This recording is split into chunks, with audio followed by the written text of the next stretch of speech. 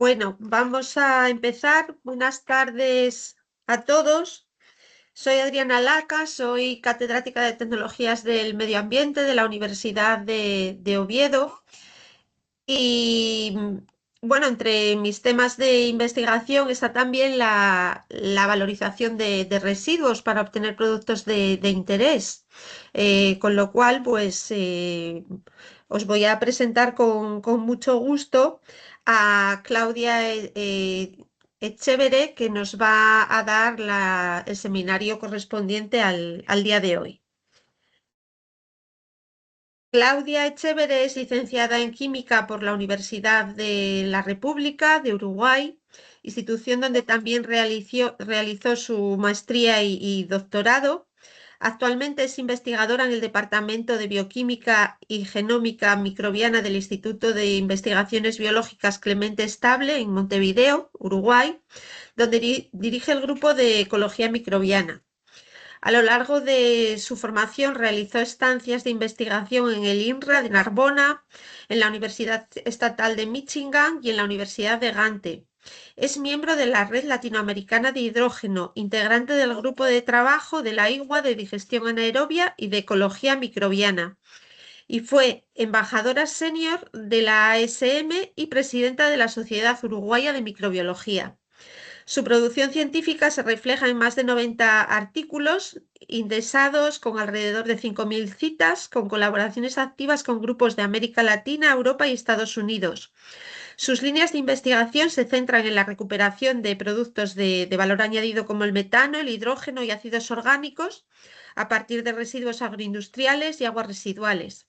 El estudio de la microbiología en procesos de tratamientos de aguas residuales, empleando herramientas de biología molecular y metagenómica, y el análisis del efecto del calentamiento global sobre las comunidades microbianas.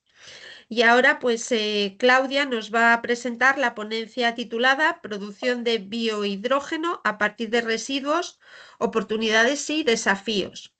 Después de la charla tendremos unos minutos para responder a algunas preguntas que os puedan surgir y que podéis ir dejando por escritas en el chat. Claudia, cuando quieras. Bueno, muchísimas gracias por la invitación y por la introducción también. Es un placer estar aquí. Les voy a pasar a compartir la presentación. Bien, bien. Bueno, de vuelta muchas gracias por la invitación y por participar en este evento que me parece súper interesante, estos webinars. Bueno, les voy a contar un poco donde yo trabajo en un instituto de investigaciones biológicas que se llama Clemente Estable. Clemente Estable era un investigador en neurociencias de acá de Uruguay. La sede está localizada en Montevideo. Y mi laboratorio, como ya les dijo, la colega, trabajo en ecología microbiana, se llama así, Laboratorio de Ecología Microbiana.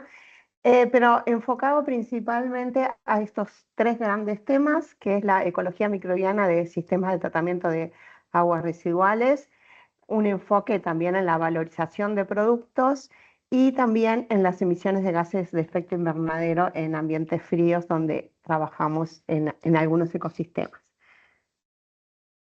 Bueno, y les voy en el marco de esta presentación, nosotros en mi laboratorio, hace bastantes años que yo vengo trabajando en esto de los sistemas de tratamiento de aguas residuales y de residuos. Y entonces hemos tenido como una transición transitar desde una economía lineal, donde lo que se trataba era de obtener residuos, después pasamos a reciclar estos residuos y actualmente queremos pasar a una economía circular en la cual desde la entrada que se generan residuos se piensan cómo se pueden usar. Entonces, aplicando estos conceptos a las plantas de tratamiento de aguas residuales, aquí ven un esquema de cómo funciona una planta de tratamiento de aguas residuales convencional, que puede ser de una ciudad o de una industria. donde tenemos 3 etapas: una primera etapa de pretratamiento, una segunda etapa de tratamiento secundario o de remoción de carbono, y una tercera que le llamamos tratamiento terciario o de remoción de nutrientes.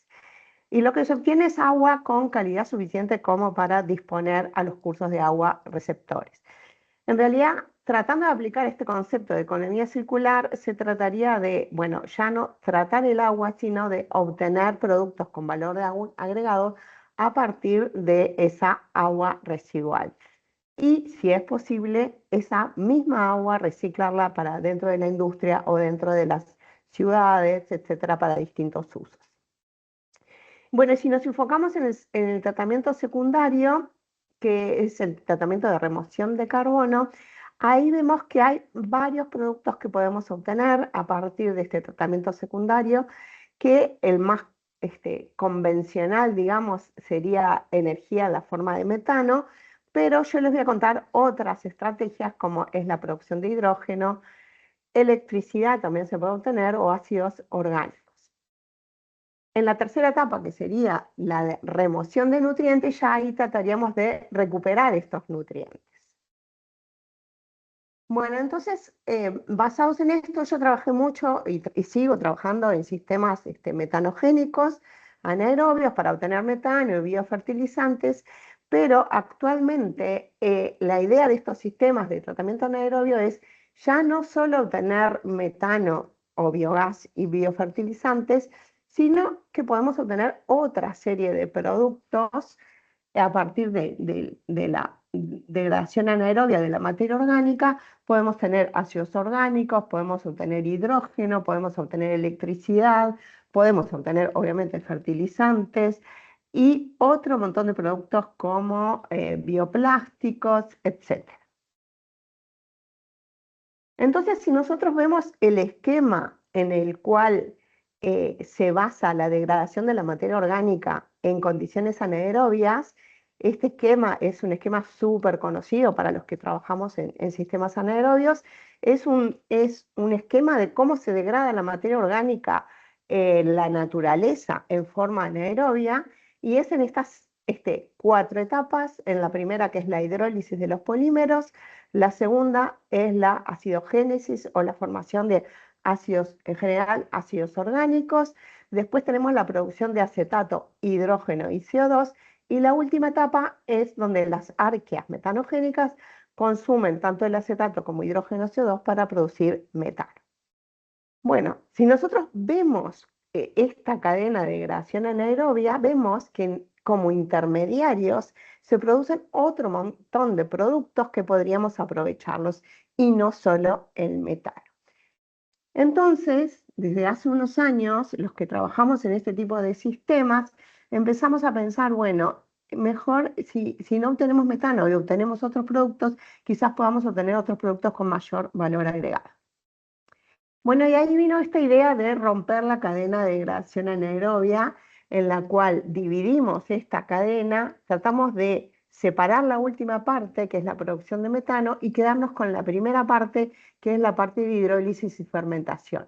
Y acá podemos obtener hidrógeno, ácidos orgánicos, a partir de esos ácidos orgánicos podemos obtener bioplásticos, podemos obtener ácidos orgánicos de cadena media, etc. Y de la segunda parte, si nosotros tomamos solo la producción de metano, algo muy interesante que se está estudiando mucho actualmente es capturar CO2 con hidrógeno verde producido por electrólisis del agua, por ejemplo, para producir acetato, y a través de ese acetato producir otros compuestos, o para enriquecer la producción de metano. Bueno, y entonces esto de romper la cadena de degradación anaerobia trae una serie de desafíos para nosotras y nosotros, los que trabajamos en la parte más de la microbiología de los procesos. Los desafíos son bastante grandes, porque primero tenemos que ver qué microorganismos queremos seleccionar de acuerdo al producto que queramos obtener. Después tenemos que ver cómo podemos seleccionar esos microorganismos y impedir que crezcan los microorganismos que compiten con ese proceso.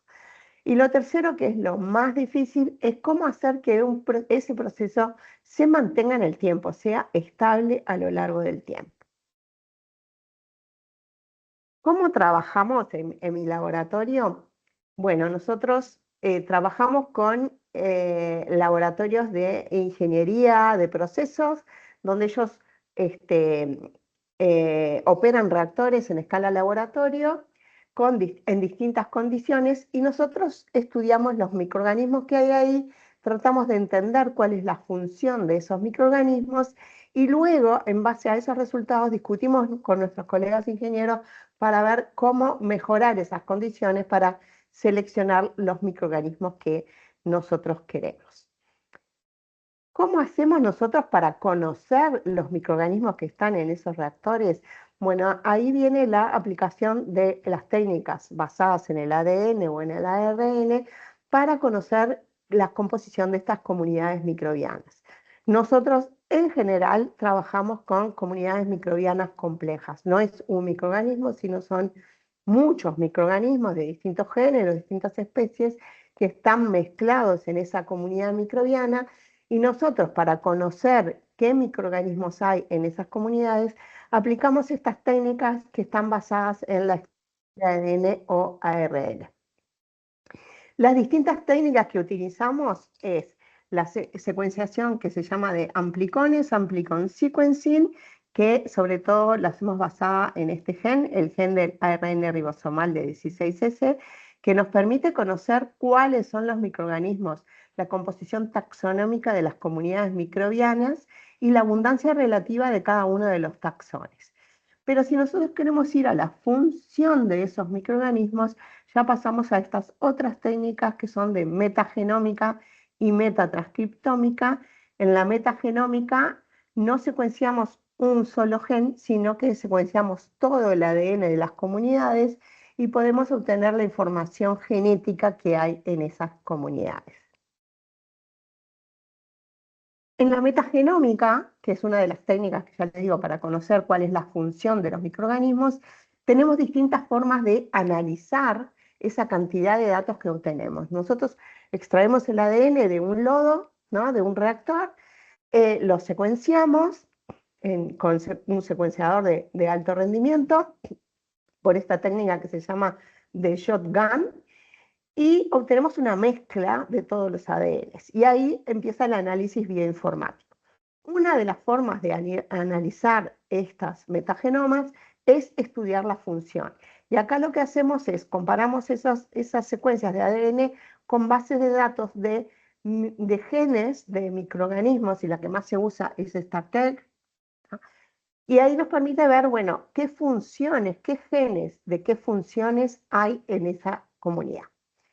Y la otra forma de analizar, que esta es bastante más nueva, que se desarrolló, es un desarrollo bioinformático de los últimos años, es a partir de toda esa mezcla de secuencias de ADN que nosotros tenemos, ensamblar los genomas. ¿Qué quiere decir esto? Nosotros, por un análisis bioinformático de homología de las secuencias, separamos los genomas y reconstruimos los genomas de cada microorganismo.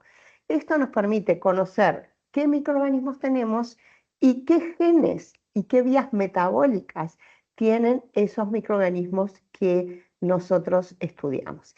Y esto es fundamental, sobre todo porque hay muchos microorganismos que no se conocen. Entonces, a través de esta técnica, o sea que no se conocen, no están descriptos, no sabemos el género ni la especie, pero a través de esta técnica sí podemos conocerlos, podemos caracterizarlos y podemos saber su función. Bueno, ahora les voy a contar cómo aplicamos todo esto al estudio de la producción de hidrógeno. Y bueno, como ya les dije al principio, yo trabajé mucho y sigo trabajando en la producción de metano a partir de aguas residuales. Y bueno, desde hace unos años, desde 2010, 2009, 2010, con todo el auge del hidrógeno como energía, empezamos a ver, bueno, que el hidrógeno era uno de los intermediarios. Entonces, que podríamos obtener hidrógeno y ácidos orgánicos operando estos reactores, pero en la primera fase, en la fase de fermentación. Y bueno, y como ya les dije, lo que tenemos que hacer, si nosotros vemos, esta es la misma cadena de degradación anaerobia, si nosotros vemos la cadena de degradación anaerobia, lo que tenemos que hacer, lo primero que se nos ocurre es inhibir los consumidores de hidrógeno, que son las metanogénicas, las arqueas metanogénicas. Y bueno, con este concepto en la cabeza, empezamos a buscar, bueno, cuáles son los microorganismos que nosotros queremos favorecer en estos sistemas. Y esos microorganismos que están ampliamente reportados en la bibliografía, los fermentadores, son todos microorganismos bastante conocidos, por suerte, porque hay otras áreas de trabajo donde no se conocen los microorganismos, acá sí son muy conocidos, principalmente los de Firmicutes, el Phylum Firmicutes, sobre todo Clostridium, que es uno de los más conocidos y que tiene un alto rendimiento en hidrógeno. Pero también hay otros, como por ejemplo las Enterobacteriaceae, enterobacterias como Klebsiella, que tienen otras vías fermentativas, pero que también producen hidrógeno, y algunos termófilos, como Termotoga y Cosmotoga, que tienen un alto rendimiento en hidrógeno. Y si pensamos los que no queremos en el reactor, tenemos los que consumen hidrógeno, que los que ya conocemos son los metanógenos, sobre todo los metanogénicos, que consumen hidrógeno y CO2, que son los hidrogenotróficos, pero tampoco queremos estos otros, que son los homoacetogénicos, que a partir de hidrógeno y CO2 pueden producir acetato. Y también pensando en que hay otros fermentadores, pero que no producen hidrógeno. Dentro de los más conocidos son las bacterias del ácido láctico y las bacterias del ácido propiónico, las que producen láctico o producen propiónico. Entonces, ¿cómo hacemos para favorecer los que producen hidrógeno y desfavorecer los que nos consumen el hidrógeno? Y bueno, ahí al principio pensamos, bueno, veamos todas esas condiciones donde nosotras ya sabemos que la metanogénesis no funciona.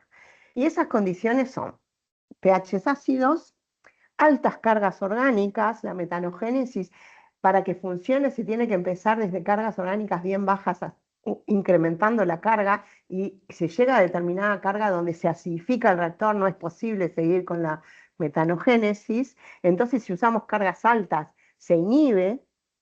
Bajos tiempos de residencia celular. ¿Por qué? Porque las metanogénicas son microorganismos que demoran mucho en crecer y las fermentadoras son muy rápidas. Entonces, si usamos un sistema que tiene bajo tiempo de resistencia celular, lavamos las metanogénicas, y utilizar inóculos sin metanogénicos. Bueno, empezando con esto, nosotros empezamos a trabajar en esto porque teníamos justo un proyecto para valorización del suero de queso, que el suero de queso es un subproducto industrial muy importante en Uruguay.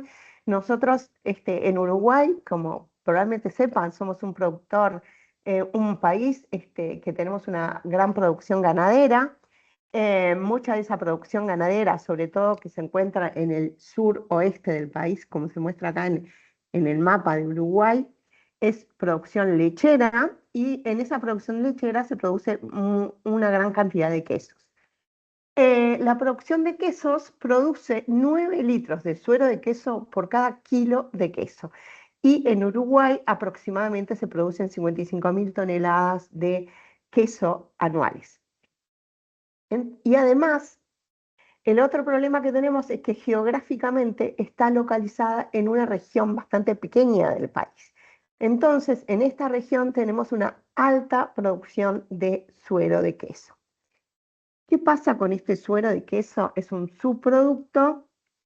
¿Y qué se puede hacer con este suero de queso? Bueno, se puede secar y obtener suero de queso en polvo, o un concentrado de proteínas y lactosa, que es el suero de queso en polvo. Esto se hace acá en nuestro país. El tema es que hay un tema de costos, que el costo del secado es bastante alto comparado con el producto que se obtiene.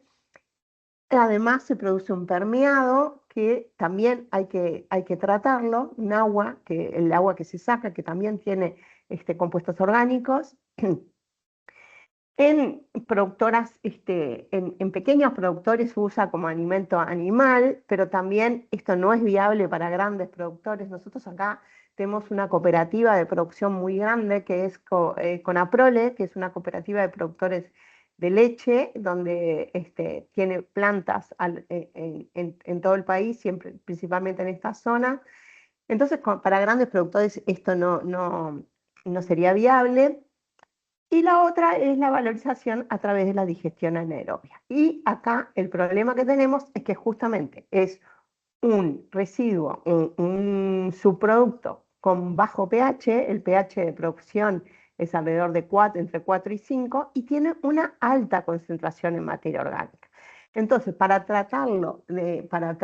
obtener metano, hay que diluirlo mucho em, y ajustar el pH.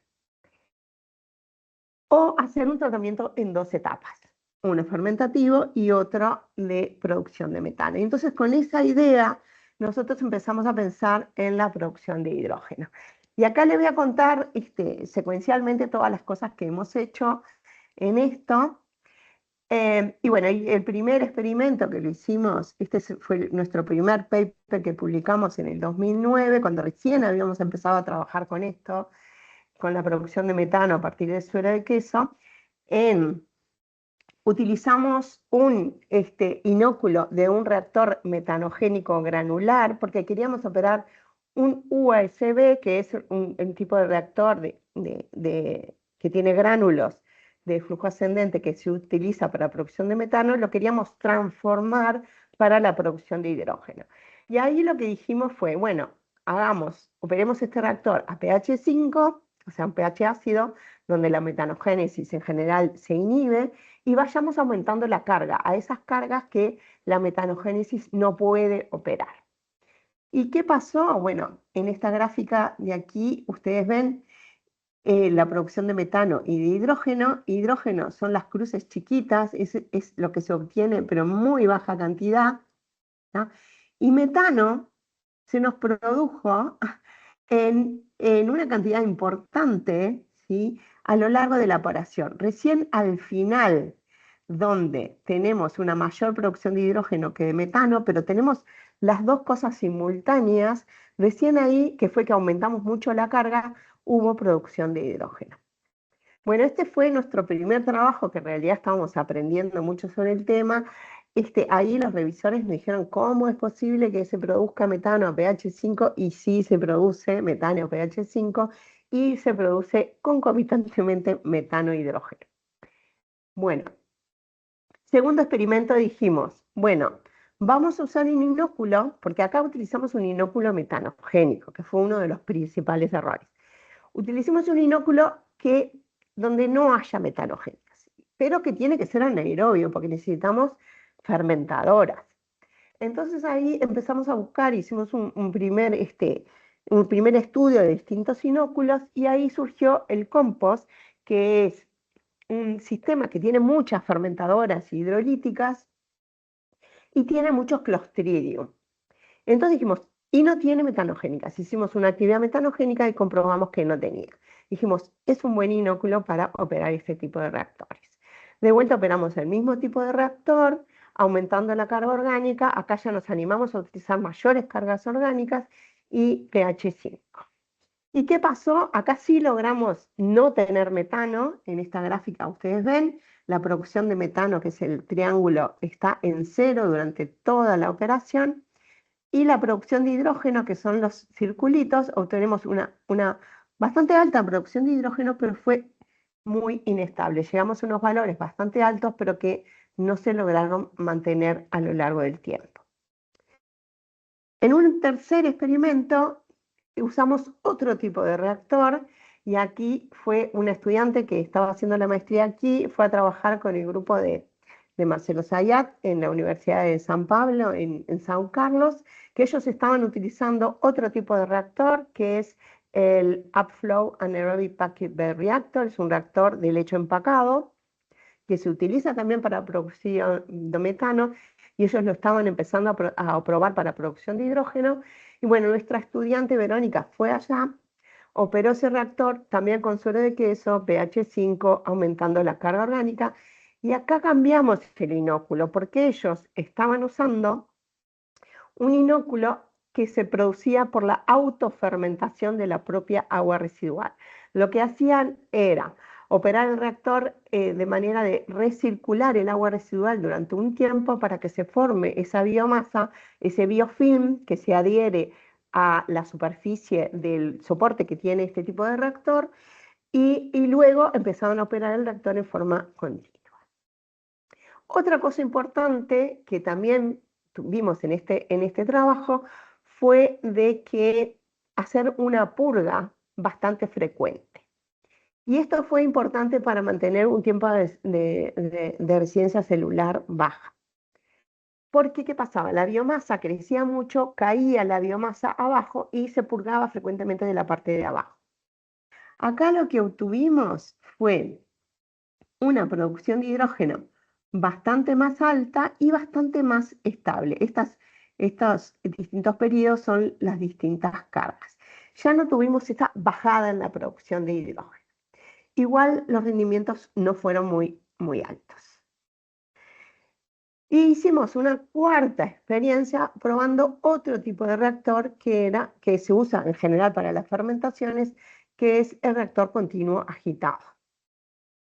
Porque acá podemos sí regular el tiempo de residencia hidráulica y el tiempo de residencia celular concomitantemente.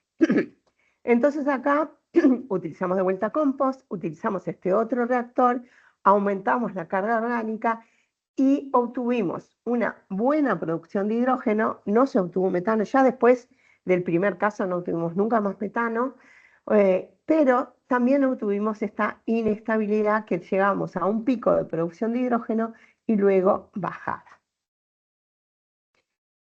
Bueno, y entonces ahí fue cuando nos juntamos en la red de producción de biohidrógeno latinoamericana. Nosotros ya trabajábamos juntas porque estábamos juntos en el grupo de digestión anaerobia latinoamericana de la International Water Association, de la IWA. Y bueno, nos conocíamos, nos juntábamos en los congresos latinoamericanos, y ahí empezamos a ver que a todos y a todas nos pasaba lo mismo, que empezamos a tener buena producción de hidrógeno, pero mucha inestabilidad en los reactores. Entonces decidimos juntarnos, hacer esta red, y empezamos a tener webinarios frecuentes y reuniones frecuentes, intercambio de estudiantes, y hacer algunos trabajos en conjuntos. Y uno de los trabajos que hicimos, y con el objetivo, estos dos objetivos: cómo hacemos para obtener mejores rendimientos y mayor estabilidad en los sistemas.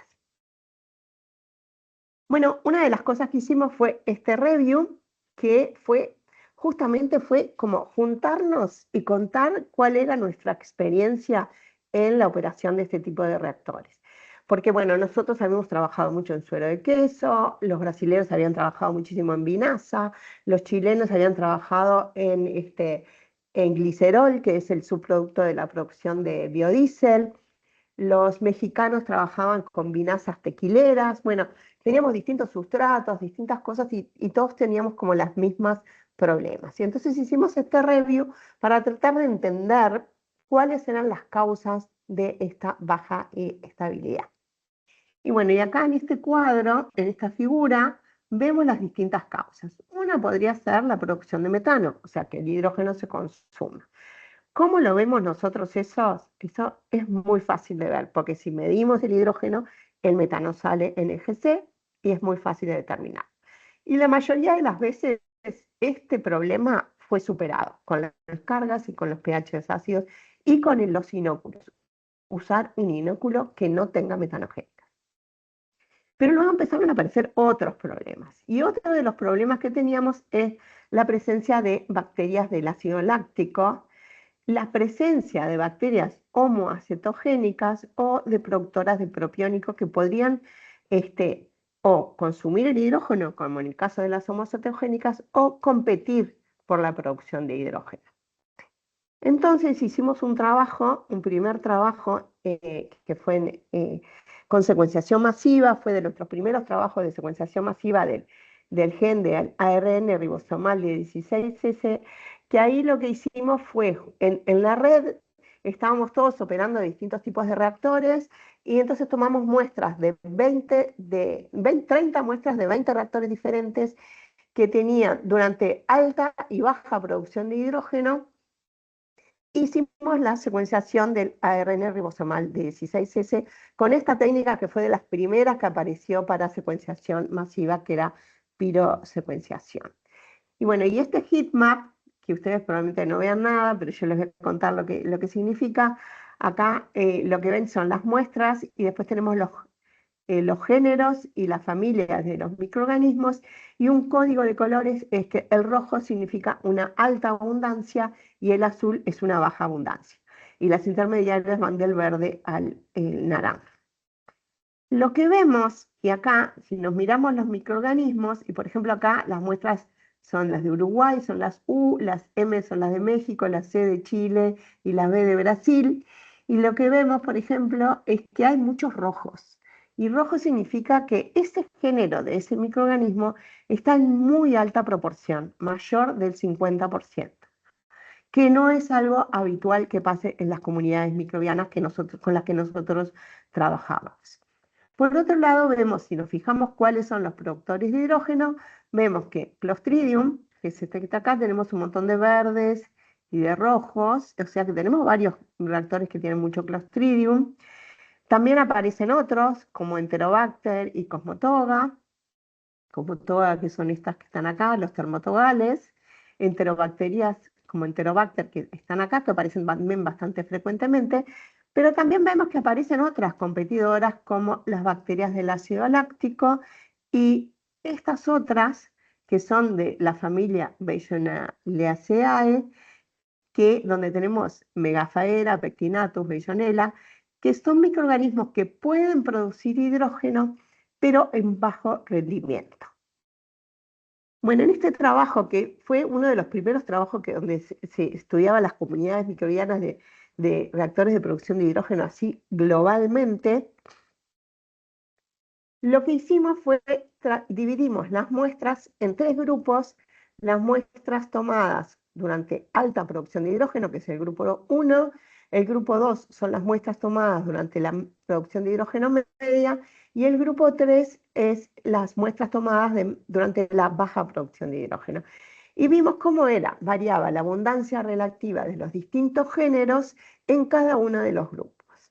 Y bueno, y estos son los géneros de microorganismos productores de hidrógeno, y como vemos que Clostridium aparece en el grupo 1, pero ojo que también aparece en el grupo 3, que son los de baja producción de hidrógeno, o sea que aunque la mayor abundancia relativa lo están en el grupo 1, Enterobacter lo mismo, y Cosmotoga aparece únicamente en los grupos 1, que es una alta producción de hidrógeno. ¿Qué pasa con los otros géneros? Bueno, estos que son los Beyonnaceae, que son los de rendimiento medio, aparecen una alta abundancia en el grupo 2, en un rendimiento, esas muestras que tenían un rendimiento intermedio de hidrógeno. Pero lo más llamativo fue con las bacterias del ácido láctico, que nosotros pensábamos que iban a estar sobre todo abundantes en el grupo 3, que es bajo rendimiento en hidrógeno, pero estaban también abundantes en el grupo 1. Y acá surge una gran pregunta que nos hicimos en ese momento y nos seguimos haciendo, es cuál es el rol de las bacterias del ácido láctico. Porque muchas veces, incluso en nuestros propios trabajos, nosotros veíamos que aparecían bacterias del ácido láctico y no aparecía lactato, y sí teníamos alta producción de hidrógeno. Entonces ahí empezamos a pensar en que había otras vías de producción de hidrógeno a partir de ácido láctico o de lactato. Bueno, acá este capítulo de este libro, que justamente habla de eso, empezaron a estudiar cuáles eran las vías metabólicas que algunos microorganismos tienen de consumo de láctico y producción de hidrógeno. Bueno, y esto es algo que nosotros veíamos que ocurría en nuestros reactores, y ¿quiénes son esos microorganismos? Son esos microorganismos que tienen rendimiento intermedio en hidrógeno de las Beyonnaceae, pero también hay algunos Clostridium que tienen alto rendimiento que tienen estas vías metabólicas. ¿Qué hacen? Ellos conviven con las bacterias del ácido láctico y las bacterias del ácido láctico, cuando se les acaba el sustrato, no pueden crecer más, pero los Clostridium pueden seguir creciendo a partir del lactato. Bueno, pero entonces nosotros queríamos probar que eso estaba pasando en nuestros reactores. Hicimos otro trabajo también en el marco de la red. Acá tomamos 27 muestras de 11 reactores que estaban operados para producción de hidrógeno. En este caso teníamos de Brasil y de México, también tomadas durante alto y bajo rendimiento, y acá aplicamos esta nueva metodología que es la metagenómica con el ensamblado de genomas. Y acá lo que queríamos ver era si había microorganismos que producían hidrógeno, que tenían esas vías metabólicas de producción de hidrógeno a partir del ácido láctico. Este fue publicado muy recientemente, el año pasado, y este es un árbol filogenético donde mostramos todos los genomas de los microorganismos que tenemos, y acá en colores están los distintos genes que tiene. Y acá lo que vemos que es este celeste que aparecen todos estos microorganismos, son los genes por producción de hidrógeno a partir del ácido láctico. Entonces acá lo que nosotros demostramos es que esa simbiosis que hay entre bacterias del ácido láctico y microorganismos productores de hidrógeno se puede dar frecuentemente en este tipo de reactores.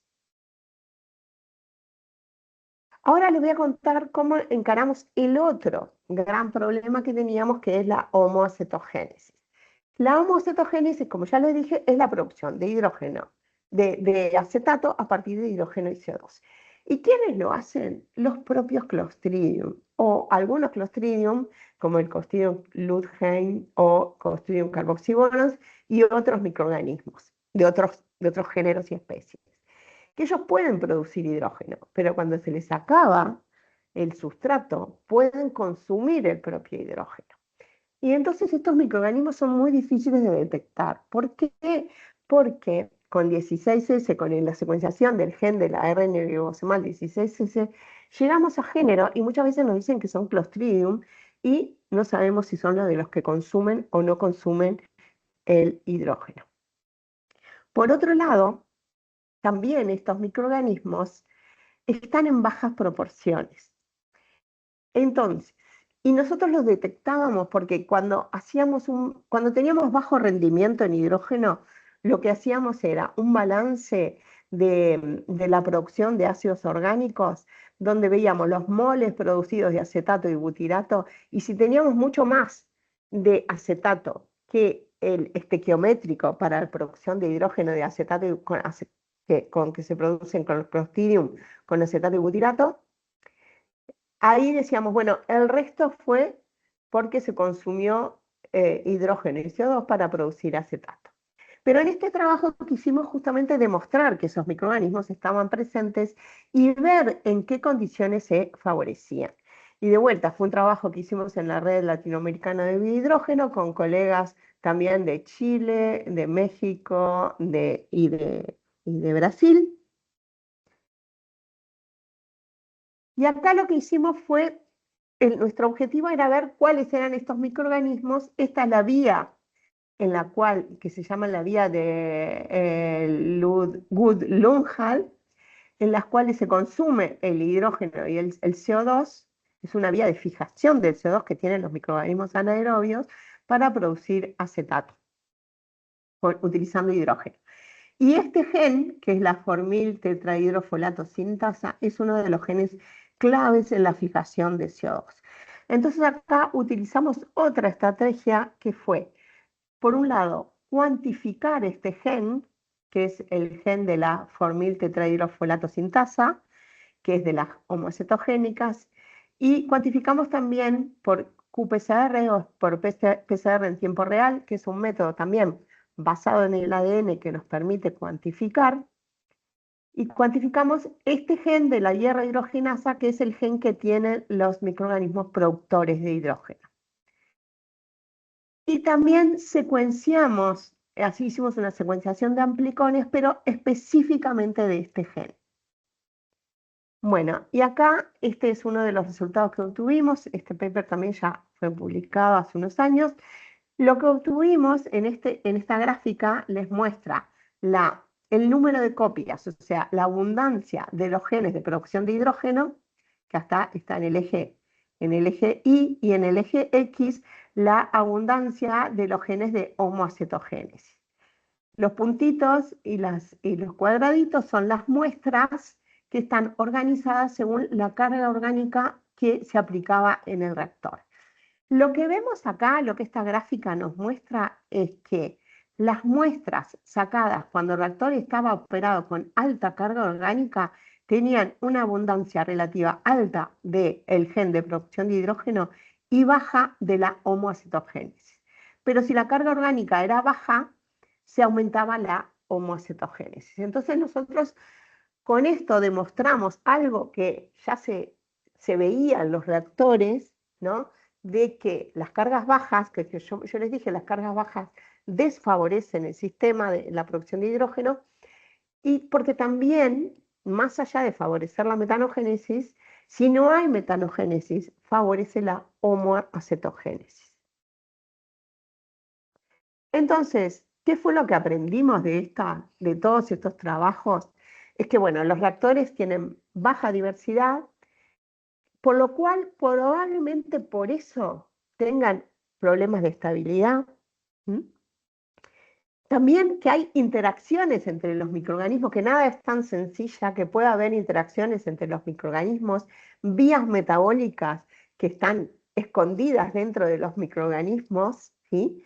Que hay que tenerlas en cuenta, que fue fácil inhibir la metanogénesis, que la metanogénesis no fue un problema, pero que sí es difícil el otro tipo y sobre todo la homoacetogénesis. Bueno, ahora les voy a contar otras cosas que hemos hecho. Otra de las cosas que hemos hecho para favorecer este proceso es la electrofermentación, que es la aplicación de un pequeño voltaje que nos permite dirigir las fermentaciones. Este es uno de los trabajos que mi colega, en la cual vio cómo aplicando un pequeño voltaje es posible aumentar la producción de hidrógeno. Y la otra cosa que estamos pensando actualmente es ya no centrarnos en la producción de hidrógeno, sino centrarnos en la producción de ácidos orgánicos, que también los producimos cuando producimos hidrógeno. ¿Qué hacer con esos ácidos orgánicos? Y bueno, con esos ácidos orgánicos podemos hacer muchas cosas, o incluso producir ácidos orgánicos. Y acá les voy a mostrar otro de los trabajos que hicimos también con suero de queso, es que nosotros siempre teníamos bacterias lácticas en nuestros reactores. A veces teníamos producción de láctico y a veces no, porque los propios Clostridium se los consumían.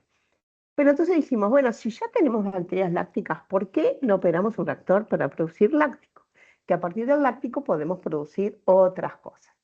Y bueno, y en este trabajo que está ya en vías porque ya estamos en las correcciones finales de publicación, operamos un reactor ya a pHs más bajos para producción de láctico, específicamente, con biomasa obtenida a partir de la propia fermentación del suero de queso.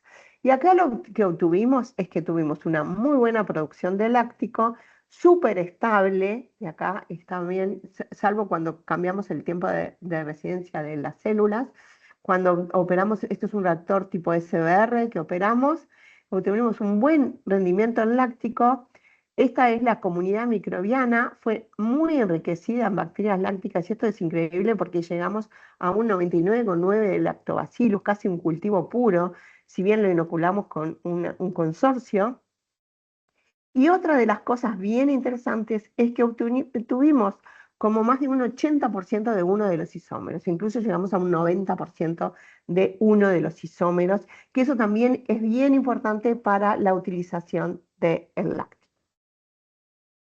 Otra de las cosas que estamos trabajando es la producción de ácidos carboxílicos de cadena media, como el caproico, porque es algo que a nivel mundial se está viendo que estos ácidos tienen un valor agregado mucho más alto que el metano y que otros, y los ácidos orgánicos, porque se utilizan para muchas industrias y se obtienen principalmente a partir de derivados del petróleo, por lo cual hay que buscar otras fuentes de producción.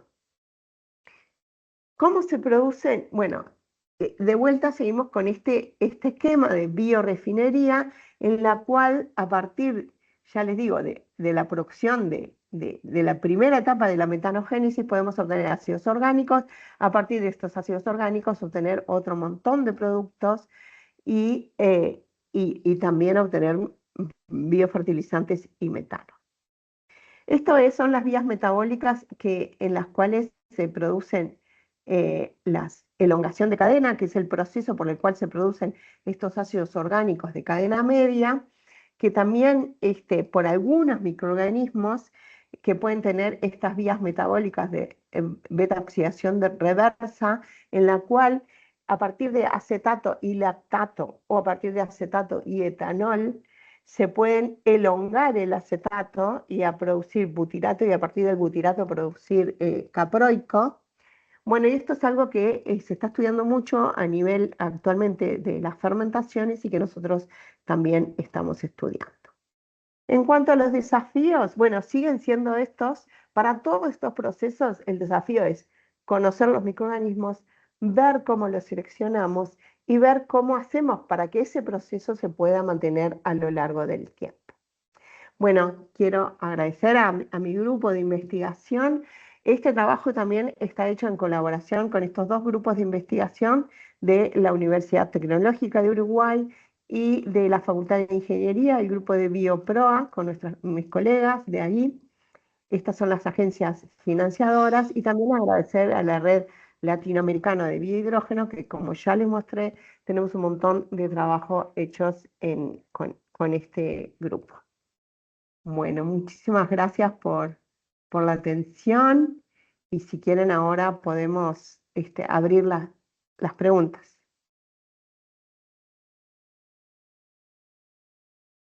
Hola Claudia, pues muchísimas gracias a ti por la presentación. Me pareció muy interesante porque además, bueno, pues nos diste una visión muy general, ¿no? de todas las posibilidades en las que trabajáis y aparte de los resultados muy interesantes, pues también es un claro ejemplo de lo que se puede conseguir cuando se colabora entre distintos grupos de investigación, ¿no? Que a veces estamos cada uno trabajando ahí en lo suyo y no nos enteramos lo que hace, bueno, el de al lado o no tan al lado, ¿no?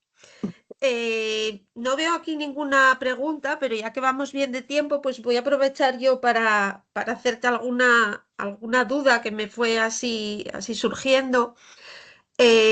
En la producción de hidrógeno, además de ver qué microorganismos hay mayoritarios y tratar de ver cuál es el papel de cada uno y demás, ¿probasteis a hacer algún cultivo puro o con algún consorcio conocido para poder estudiar de una manera más controlada qué es lo que pasa? Sí, sí lo probamos. Nosotros hicimos, bueno, no lo publicamos porque no tuvimos muchos resultados. Eh, igual lo podríamos haber publicado, pero bueno, está. Lo que hicimos fue hacer un cocultivo con un Clostridium que tenía una buena producción de hidrógeno y con un microorganismo, una megafaera que justamente consume los ácidos orgánicos y puede producir más hidrógeno. Entonces hicimos un cocultivo de esto, inoculamos un reactor con eso y lo operamos con suero de queso. Y lo que pasó es que no fue posible mantener los microorganismos en el reactor, crecieron otros microorganismos. O sea, como que es muy difícil, claro, era un reactor continuo agitado, que yo no me acuerdo bien qué tipo de reactor era, sí, o SBR, ya no me acuerdo si era continuo agitado o SBR. Pero en general pasa en este tipo de sistemas que la bioaumentación, o sea, o inocular con cultivos puros, no funciona en general porque el propio sustrato ya entra con microorganismos y es muy difícil que esos microorganismos que uno inocula prosperen, porque ya los microorganismos que entran con el sustrato están adaptados al sustrato, etcétera, etcétera. Quizás hay que hacer algún mecanismo de soporte, o sea, para mantener los microorganismos en el cultivo, pero siempre va a haber competencia de los otros microorganismos. En general no funciona muy bien eso. Para la producción de hidrógeno, Ujú. porque además, como se trata de usar aguas residuales o residuos, eh, siempre va a haber microorganismos. O sea, no estamos pensando en algo con baja carga de microorganismos. Entonces, en general no prosperan, salvo que se haga una inoculación constante, lo cual llevaría a aumentar mucho los costos del proceso y todo. Entonces, en general no funciona eso. Ujú. Vale, pues muchas gracias. Veo aquí ahora que hay una pregunta, a ver, la leo. En la Mm, presentación comentaste que es mm. posible dirigir la fermentación del bioreactor por medio de la aplicación de voltajes. ¿Crees que compensaría el gasto energético de mantener esas condiciones de voltaje con la producción de hidrógeno que se puede llegar a producir? Bueno, esa es una de las grandes preguntas. En general sí, porque el voltaje que se aplica es muy pequeño. Es un voltaje que se aplica como para dirigir los electrones. Bueno, es algo que no se sabe mucho tampoco cómo funciona, pero se ha visto que aplicando pequeños voltajes se puede como dirigir hacia dónde fluyen los electrones. Esa es un poco la hipótesis. Y se llama electrofermentación esto. Y sí, hay que hacer los cálculos, pero en general sí, en general es muy bajo el voltaje que se aplica y en general el producto que se obtiene es suficiente, o sea, tiene una producción suficiente como para revertir ese agregado. Pero obviamente que hay que hacer los cálculos en cada una de las situaciones. Ujú. Esto también se está utilizando para metano, en la electrometanogénesis, para aumentar el rendimiento en metano y sobre todo para aumentar, para disminuir el CO2 en la metanogénesis, y es algo bastante interesante esto, que permitiría obtener un biogás de mayor calidad. Pero bueno, ya les digo, esto es una tecnología bastante incipiente, que todavía no se sabe mucho cómo funciona y que sí hay que hacer bien los cálculos para ver si realmente vale la pena el proceso o no, para ver el producto que se obtiene. Vale, pues muchas gracias. Yo tengo también otra duda. Entiendo que vosotros trabajasteis sobre todo con suero lácteo, pero comentaste durante la presentación que otros grupos habían trabajado con diversos tipos de residuos. ¿Existe, digamos, algún residuo preferente o algunas características que hayáis identificado como más adecuadas en la composición del residuo para la producción de hidrógeno? O sea, comparando vuestro residuo con los otros, ¿hay alguno que se comporte de manera mejor o alguno que se comporte muy mal? Digamos, para poder ir extrapolando las condiciones más adecuadas para la producción Mm, de hidrógeno. ¿O no? sí, ¿O es sí, parecido con no, todos? hay de todo un poco, se ha trabajado, ya que te digo, de todo un poco. En general, son esos residuos que no son aptos para la metanogénesis, como pH ácido, como la vinasa, por eso la vinasa Ujú. se produce también a pH 5, altas cargas orgánicas, entonces también eso para la metanogénesis hay que diluir o utilizar muy poco sustrato. Em, pH ácidos, altas cargas orgánicas. Se ha utilizado, bueno, ya les digo, la vinasa es ideal también porque tiene esos dos componentes, ricos en azúcares. En general, los azúcares son mejores para la producción de hidrógeno que proteínas, por ejemplo, o lípidos, que ya sería más complejo. Em, pero, pero sí se ha usado todo, se ha usado, bueno, el residuo sólido también, el residuo sólido urbano, operado en condiciones fermentativas, o sea, de bajo pH, que también se podría utilizar. O sea, hay muchos trabajos. Sobre todo las particularidades por el tipo de microorganismos que producen hidrógenos, que compiten mejor es a pHs ácidos, alta concentración y azúcares, sería como lo más favorable. La desventaja del suero de queso es que tiene bacterias lácticas, o sea, esa es una de las desventajas, que ya sabíamos que partíamos de ese problema, pero que ya vimos que puede no ser un problema. Sí, hay que encontrar las condiciones de operación. El, eso, por ejemplo, no pasa con las vinazas, por ejemplo, las vinazas no tienen bacterias lácticas, pues las bacterias lácticas se usan para producir queso, entonces quedan en el suero. Las vinazas pueden tener igual, si la vinaza se guarda mucho tiempo, empiezan a crecer bacterias lácticas también, porque se fermenta. Em, con el tema de las bacterias lácticas también, ya les digo, hay bastante discusión. Bueno, ahora ya más o menos se saldó esa discusión y se vio que hay vías metabólicas que permiten la producción de láctico, de consumo de láctico para producir hidrógeno. Pero lo que no se sabe muy bien, y eso también hay algunos trabajos que buscan, es que en algunas condiciones ganan las bacterias lácticas y no puedes producir hidrógeno. Y en otras condiciones funcionan como junto con los Clostridium. Las condiciones como que son las cargas y los pHs. O sea, pHs muy ácidos, las bacterias lácticas ganan, no, los Clostridium no. Y, y- y creo que bueno, y con la carga hay bastante discusión, si es carga alta, carga baja, o sea, como que hay que encontrar justamente esa condición para que las bacterias lácticas puedan crecer, pero no dominen, porque si dominan se produce láctico y no se produce hidrógeno. Entonces hay que dejar el tiempo para que los Clostridium puedan crecer. Por ejemplo, el tiempo de residencia hidráulico también, y celular es súper importante, porque las bacterias lácticas crecen más rápido y los Clostridium crecen más lento. Entonces hay que dejarle suficiente tiempo para que crezcan los Clostridium. Entonces ahí hay un tema también para jugar con el tema de la operación del reactor para que se favorezcan los Clostridium y no las lácticas.